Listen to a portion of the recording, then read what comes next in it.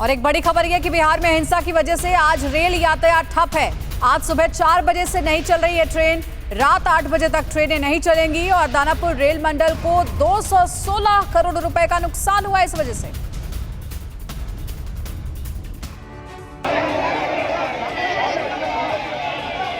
अग्निपथ योजना को लेकर देश के कई राज्यों में कोहराम मचा है। बिहार में करोड़ों की संपत्ति आग के हवाले कर दी गई। अग्निपथ को लेकर हो रही हिंसा को देखते हुए रेलवे ने आज बिहार में सुबह 4 बजे से लेकर रात 8 बजे के लिए ट्रेनों के परिचालन पर रोक लगा दी है। बिहार में बवाल के बीच रेलवे को सबसे ज्यादा नुकसान हुआ है। राज्य भर में प्रदर्शनकारियों ने रेलवे की 60 बोगियों को फूंक दिया, जबकि अलग अलग रेलवे स्टेशन पर खड़ी 10 रेल इंजन में भी आग लगा दी। सिर्फ दानापुर मंडल की बात करें तो उपद्रवियों ने यहाँ 2 दिनों के अंदर 50 बोगियों और 7 इंजन को आग के हवाले किया। वहीं रेलवे के राजस्व के नुकसान की बात करें तो ट्रेनों के रद्द होने की वजह से यात्रियों को करीब 60 करोड़ का टिकट रिफंड करना पड़ा, जबकि अकेले दानापुर मंडल को करीब 216 करोड़ रुपए का नुकसान पहुंचा है। खुफिया सूत्रों के मुताबिक बताया जा रहा है आने वाले कुछ दिनों तक बिहार में चल रहा विवाद थमने वाला नहीं है, जिसे देखते हुए राज्य सरकार ने अर्धसैनिक बल की 10 कंपनियों के अलावा 5 और कंपनियों को बुलाया है। साथ ही बिहार के हर जिले में हिंसक प्रदर्शन का अलर्ट जारी किया गया है। और वहीं आरजेडी अध्यक्ष तेजस्वी यादव ने पूछा है कि क्या अग्निपथ योजना देश के शिक्षित युवाओं के लिए मनरेगा योजना है।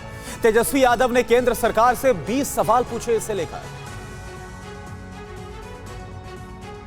आरजेडी अध्यक्ष तेजस्वी यादव ने अग्निपथ योजना को लेकर केंद्र सरकार से एक साथ 20 सवाल पूछे हैं। तेजस्वी ने पूछा है कि क्या भारत के शिक्षित युवाओं के लिए मनरेगा जैसी योजना है या फिर संघ का कोई हिडन एजेंडा काम कर रहा है। तेजस्वी ने कहा कि सरकार जो भी कानून लाती है वो जमीन पर उतरने से पहले ही क्रैश हो जाता है। सरकार बताए कि ये योजना शिक्षित युवाओं के लिए तैयार की गई मनरेगा है अथवा संघ का कोई हिडन एजेंडा।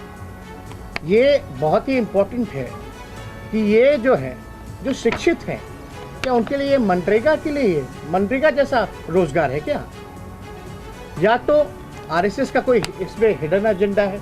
हिंसा का कभी भी समर्थन हम लोग नहीं करते और हिंसा से कोई फायदा होने वाला नहीं है। इसलिए हम लगातार इस बात को कह रहे हैं कि इसका एक ही समाधान है कि आप इन 20 सवालों का जवाब दीजिए, लोगों के मन में जो संशय है उसको दूर कीजिए। और अग्निपथ के विरोध के बीच बिहार के एडीजी का एक चौंकाने वाला बयान सामने आया है। अभी कुछ दिन और चल सकता है ये प्रदर्शन, ये कहा एडीजी बिहार ने। इंटेलिजेंस से मिली रिपोर्ट के आधार पर एडीजी ये बयान दे रहे हैं। उन्होंने दावा किया है कि छात्र नहीं, ज्यादातर राजनीतिक लोग इस आंदोलन के पीछे हैं।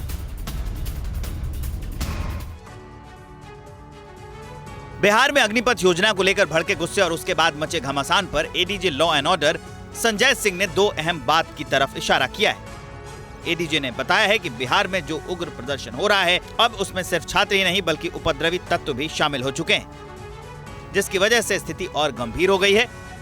एडीजी ने यह भी बताया कि तमाम एजेंसियां अलर्ट पर हैं और हिंसा से जुड़े तमाम इनपुट आ रहे हैं, लेकिन जो हालात है उसे देखते हुए लग रहा है कि आने वाले दिनों में भी आंदोलन जारी रहेगा। अब तक 3 दिनों में करीब 620 लोगों को गिरफ्तार किया जा चुका है। 130 FIR हमारे यहाँ जिलों में और रेल जिलों में अब तक दर्ज की जा चुकी है। पिछले एक परसों से जो घटना घटी थी तो पहले छात्रों का पार्टिसिपेशन ज़्यादा था, उसके बाद कुछ उपद्रवी तत्व जैसे मैंने कल भी आपको बताया था कि उसमें जुड़ गए हैं और अपने इस तरह से गलत हरकत कर रहे हैं। IB का तो अलर्ट है ही और हमारा भी स्पेशल ब्रांच का अलर्ट है कि अभी ये कुछ दिन और भी हो सकता है कि ऐसी संभावना है कि हो। हिंसा में शामिल होने वालों की भर्ती नहीं होगी, सेना का बयान। प्रदर्शन में शामिल न होने का सर्टिफिकेट देना होगा। हिंसा से किसी को कुछ भी हासिल नहीं होगा। अग्निपथ योजना के खिलाफ चल रहे प्रदर्शन के बीच सेना ने साफ कर दिया है कि अगर किसी छात्र के खिलाफ FIR दर्ज होती है तो उसे सेना में भर्ती होने का मौका नहीं दिया जाएगा। इसका ऐसा करा जा रहा है कि हर एक इंडिविजुअल जो हमारे साथ अग्निवीर स्कीम में जुड़ना चाहता है वो अपना सर्टिफिकेट देगा, प्लेज करेगा कि उसने ना तो किसी प्रोटेस्ट में हिस्सा लिया है ना ही किसी तोड़फोड़ में हिस्सा लिया है। ये प्रावधान करा गया है। एंड आप सबको मालूम है आजकल कहीं पे भी फोटो खींचेगी और वो आधार कार्ड के साथ जुड़ेगी, पुलिस वेरिफिकेशन इज 100%। कोई नहीं आ सकता फौज में विदाउट पुलिस वेरिफिकेशन। उसकी वो चिल्का, जैसे सर ने बोला था पहुंचेंगे, वो नहीं पहुंच सकते चिल्का। अगर वो ट्रेनिंग सेंटर्स हैं आर्मी के, वो नहीं पहुंच सकते वहाँ पे। तो ये प्रावधान कर दिए गए हैं। तो ये प्रोटेस्टर्स से, ये जो भी इधर उधर घूम रहे हैं, इनसे मेरी गुजारिश है कि ये समय वेस्ट नहीं करें। फिजिकल पास करना आसान नहीं है।